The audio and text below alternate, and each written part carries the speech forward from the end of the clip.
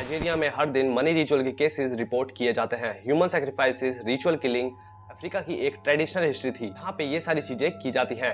21 century मतलब आज के टाइम पे ये सारी चीजें दोबारा रिपीट होनी शुरू हो चुकी है। रिचुअल्स को करने के बाद लोगों का ये मानना है उनके पास पावर, हेल्थ, वेल्थ आ जाएगी। हेल्थ, हाँ ये चीज तुमने बिल्कुल सही सुनी है।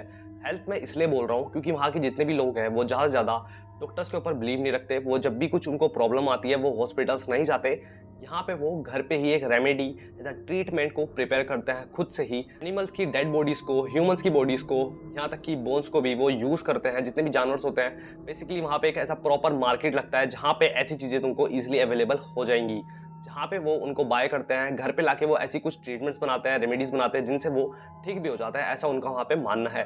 तभी वहाँ पे हॉस्पिटल्स में भी ज्यादा लोग नहीं जाते हैं। नाइजीरिया के नॉर्मल पीपल्स तो करते ही हैं इन रिचुअल्स को, यहाँ तक कि वहाँ के जितने पॉलिटिशियंस हैं इन रिचुअल्स को परफॉर्म करते हैं।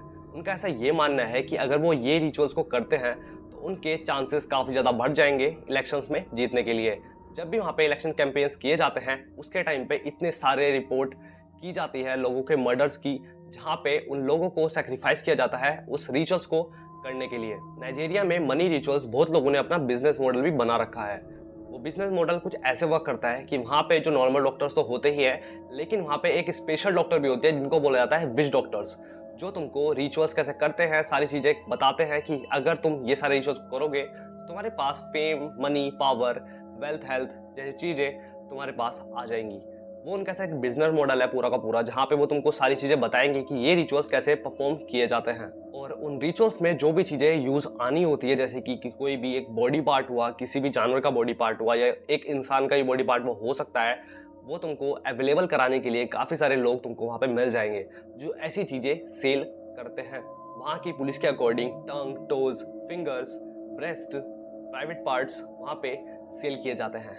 इनके थ्रू वहाँ के जितने भी जॉबलेस पीपल्स हैं वो इन चीज़ों को वहाँ पे सेल करते हैं मनी रिचुअल्स को परफॉर्म करने के लिए।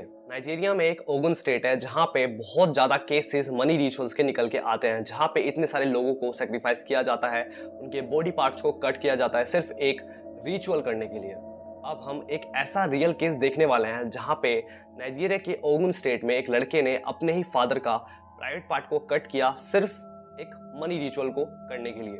नाइजीरिया के ओगन स्टेट में एक 20 साल का लड़का होता है जिसका नाम होता है रिडवान। रिडवान के फादर का नाम होता है इसू। ये एक अनस्टेबल फैमिली से बिलोंग करते हैं। रिडवान के जितने भी क्लोज फ्रेंड्स थे वो सारे के सारे स्कैमर्स होते हैं। स्कैमर्स होते हैं तो वो स्कैम करके अच्छा खासा पैसा भी अर्न कर लिया करते थे। यहाँ पे जब वो पैसा अर्न करते थे तो ये सारी चीजें जब रिडवान को पता चलती थी तो वो उनसे काफी ज्यादा जेलस होता था। और उसके फादर को भी ये चीज पता थी कि जो जितने भी उसके क्लोज फ्रेंड्स हैं वो सारे के सारे स्कैमर्स हैं। उसके जो फादर थे वो उसको मना किया करते थे उन लोगों के साथ रहने के लिए, लेकिन वो तब भी उन्हीं दोस्तों के बीच में बैठा उठा करता था। यहाँ पे जो रिडवान है काफी सारी चीजें अलग अलग ट्राई करता है पैसे कमाने के लिए, लेकिन यहाँ पे उसको कुछ भी सोल्यूशन देखने के लिए नहीं मिलता। वो भी जो उसके स्कैमर्स फ्रेंड्स थे उसको वो एक डॉक्टर के बारे में बताता है जो कि एक विच डॉक्टर होता है। जब वो उस डॉक्टर के पास जाता है तब उसको वो सारी चीजें बताता है कि ऐसे रिचुअल्स को परफॉर्म करोगे तो तुम्हारे पास जो है वो काफी ज्यादा पैसा आना स्टार्ट हो जाएगा। जहाँ पे वो कुछ चीजें मंगाता है उस रिचुअल को परफॉर्म कराने के लिए, जैसे कि प्राइवेट पार्ट, 4 टीथ और काफी अलग अलग चीजें जो उस रिचुअल में काम आनी होती है। ये दिन था 31 अगस्त 2023। रिडवान पूरा रेडी होता है। जैसे ही उसके घर में उसके फादर एंटर करते हैं तभी वो एक रोप की हेल्प से उनका गला घोटकर पहले तो मार देता है, फिर एक नाइफ के थ्रू उनके प्राइवेट पार्ट को अलग करता है फॉर द रिचुअल पर्पस। और ये सारा इंसिडेंट पुलिस वालों को वहाँ पे पता चल जाता है। जैसे ही पुलिस ऑफिसर बिल्डिंग के अंदर एंटर करते हैं तभी उनको पुल के ऊपर एक आदमी लेटा हुआ मिलता है जो कि चारों तरफ उसके खून ही खून होता है। तब वो और भी ज्यादा इन्वेस्टिगेट करते हैं उस जगह को लेकर। तब उनको एक बुश के पीछे से एक लड़का देखने के लिए मिलता है जो कि उन्हीं का बेटा होता है जिसका नाम था रिडवान। पुलिस ने जब सारी चीजें पूछी तो यहाँ पे वो अपना जो क्राइम है वो कन्फेस कर लेता है कि हाँ मैंने ही ये सारी चीजें की हैं सिर्फ एक मनी रिचुअल को करने के लिए, जहाँ पे उसने अपने ही फादर के प्राइवेट पार्ट्स को कट किया और भी वो चीज़ें करने वाला था, लेकिन वहाँ पे पुलिस वाले पहले ही आके उसको पकड़ लेते हैं।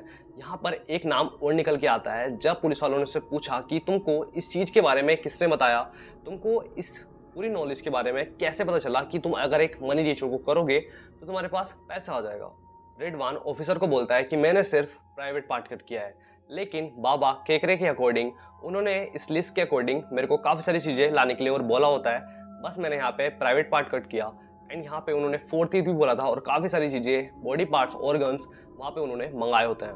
पुलिस रिडवान को तो अरेस्ट कर लेती है, लेकिन ये काफ़ी ज़्यादा सीरियस टॉपिक है, जहाँ पे सिर्फ एक ऐसा मिसलीडिंग की वजह से, एक रिचुअल्स की वजह से इतने सारे लोगों की जान जा रही है।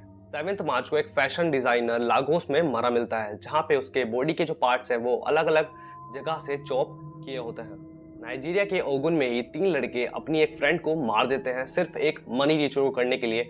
इस टॉपिक से रिलेटेड मैंने डिटेल में वीडियो बना रखी है, अगर तुमको इस केस के बारे में और भी वीडियोस देखनी है तो तुम यहाँ पे जाके देख सकते हो।